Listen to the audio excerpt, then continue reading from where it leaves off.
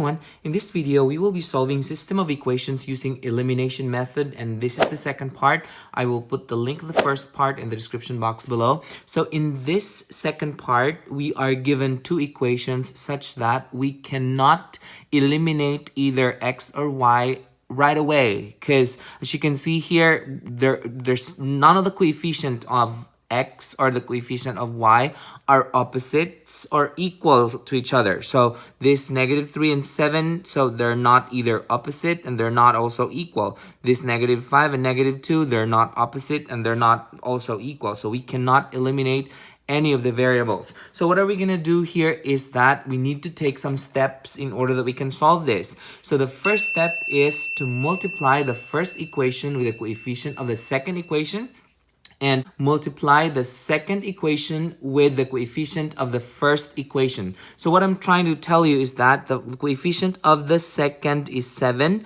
That means I am going to multiply the first equation with the coefficient of the first here. So that would be multiplied by 7.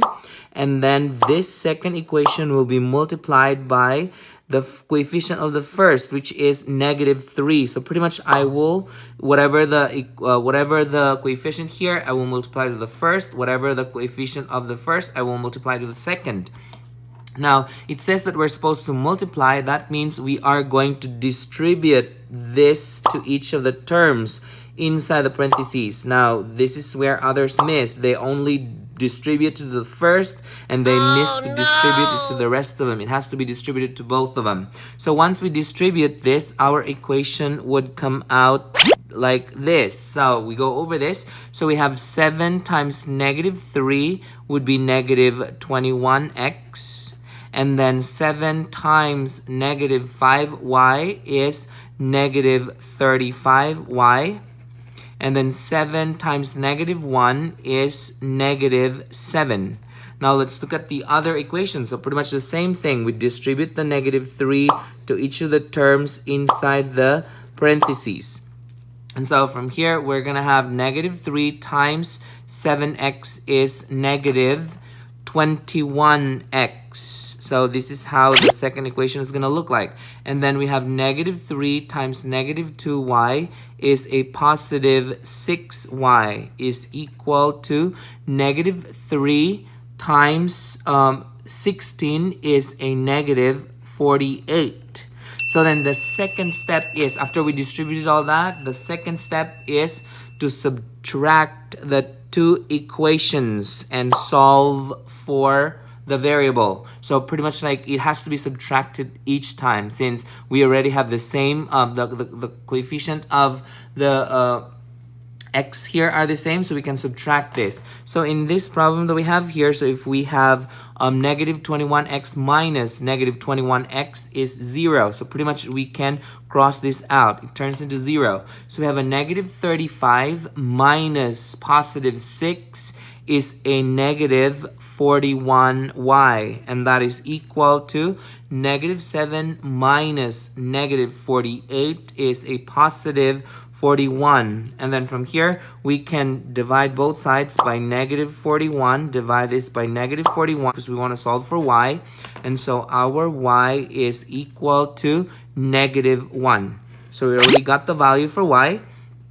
The third step is to plug in the value of y to any of these two original equations that we have here so we can solve for x. So let's take this first equation that we have here. So I'm just going to show the work down here. So this is the work to determine the value of x, since we already have the y. So I'm going to use that equation right there. So that is -3x minus 5y equals -1. Again, our y is -1, so that would be -3x minus 5. I will put y as a parenthesis is equal to -1.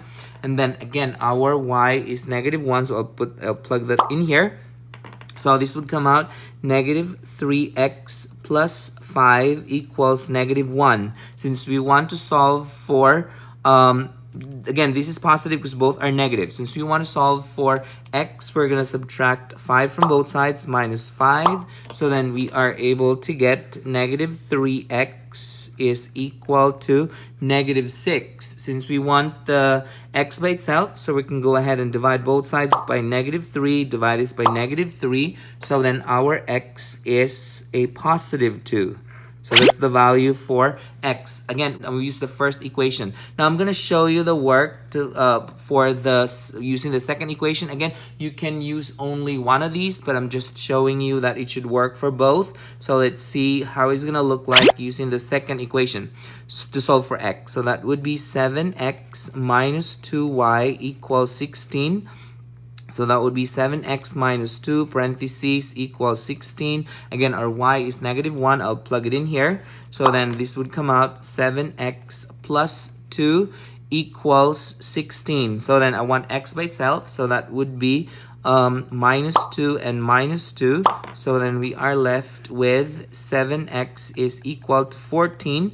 Divide both sides by 7. Divide this by 7. So then our x is 2. So both methods, both of these equations will come out, will give us the same value for x. So again, it doesn't matter which method you would want to use, but I'm just showing you that both of these equations would come out to have the same value of x. So then from here, we can go ahead and say that the point of intersection between these two lines, if we graph it, would be our x is 2 and the y is negative 1. So this is the point of intersection between these two lines. At this time, I would encourage you to pause this video and try this problem out on your own. And when you're done, unpause it and check your answer. Okay, so we go over the problem here. Again, we take the steps that we just did from the first slide. The first step is to multiply the first equation with the coefficient of the second equation and multiply the second equation with the coefficient of the first equation. So what I'm trying to tell you is that this will be multiplied by 7 and this will be multiplied by 2. So then we are going to distribute this to each of the terms inside the parentheses. So then our equation would come out to be, that would be 7 times 2x would be 14x. So it's going to come out 14x. Then 7 times 3y would be 21 y. So that's plus 21y. And then 7 times 9 is 63.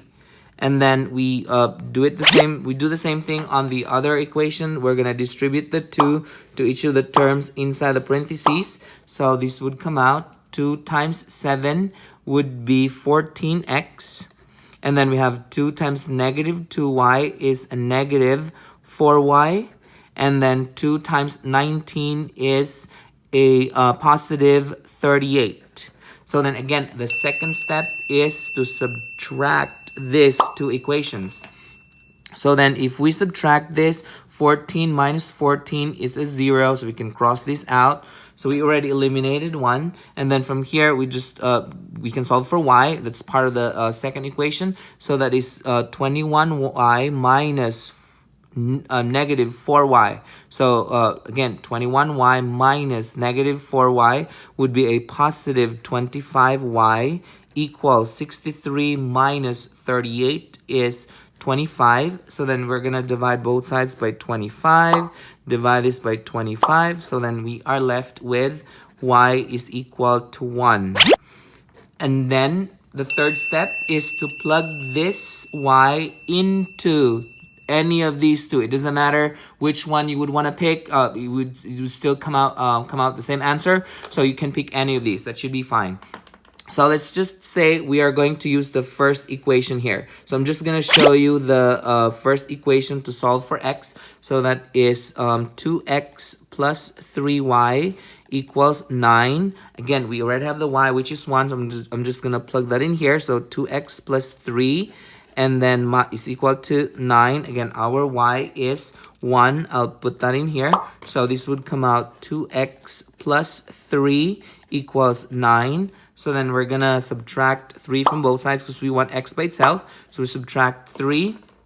So this would come out 2x is equal to 6. So then we are going to divide both sides by 2 because we want x. We already have the y. So divide this by 2 and divide this by 2. So we can cross this out. So we're left with x is equal to 3. Now, if you use the other equation, it should come out the same. I've shown you that in the first example, but they would work. Both of them should work. So then from here, we can go ahead and say that the point of intersection between these two lines here would be 3 and 1. And this is the point of intersection. Did you get the same answer as this? Good. Perfect. If you find this video helpful, hit like and subscribe for more math videos. See ya!